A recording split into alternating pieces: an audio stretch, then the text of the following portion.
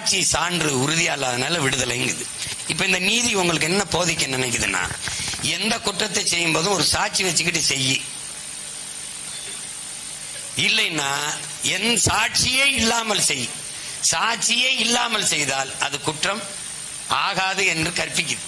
அப்ப இந்த வெளியில வந்த இந்த இளைஞன் அவன வயதை ஒத்த இளைஞனுக்கு என்ன கற்பிப்பான் என்பதை, எந்த மாதிரி முன்மாதிரி ஆவான் என்பதை நீங்கள் புரிஞ்சுக்கணும். எந்த குற்றமும் செய்யலாம், சான்று இல்லாம செய்யணும். எத்தனை லட்சம் கோடியும் கொள்ளையடி, எவனுக்கும் தெரியாம கொள்ளையடி. எவ்வளவு வேணாலும் கொலை செய்ய, சாட்சி எங்க அப்படின்னு.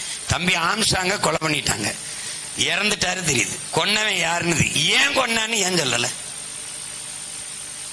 தூத்துக்குடியில செத்துட்டான், சுட சொன்னவன் யாரு சொல்லு? கொடநாட்டுல 5 பேரை கொண்டிருக்கான், செத்துட்டான், அது தெரியுது. கொன்னவன் யாரு, கொன்ன சொன்னவன் யாரு தெரியாது. அப்ப இது என்ன மாதிரி கற்பிக்கப்படுது அப்படின்னா, ஒரு சமூகம் திட்டமிட்டு ஒரு குற்ற சமூகமாக வருது. இதெல்லாம் தவறு இல்ல, 90 நாள்ல வந்துடலாம், அதிகபட்சம் போனா 6 மாசத்துல வந்துடலாம். இப்படிங்கும் போது குற்றம் பெருகிக்கிட்டே போகுது.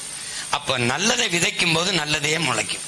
அப்ப நீங்க நல்ல செய்திகளை சொல்லுகிற போது தானாக நல்ல அரசியல், தீமையை தவிர்த்து நன்மையை மக்கள் தேடத் தொடங்கும் போது, நல்மணிகள் முளைக்க தொடங்கும் போது, நல்நாற்று வளர தொடங்கும் போது நாடு மக்களும் வளர்ந்துருவான். அப்போ ஆகச்சிறந்த இறைப்பணியே நற்கருத்துக்களை விதைப்பதுதான். அந்த நற்கருத்துல தான் நல்ல அரசியல் இருக்கு.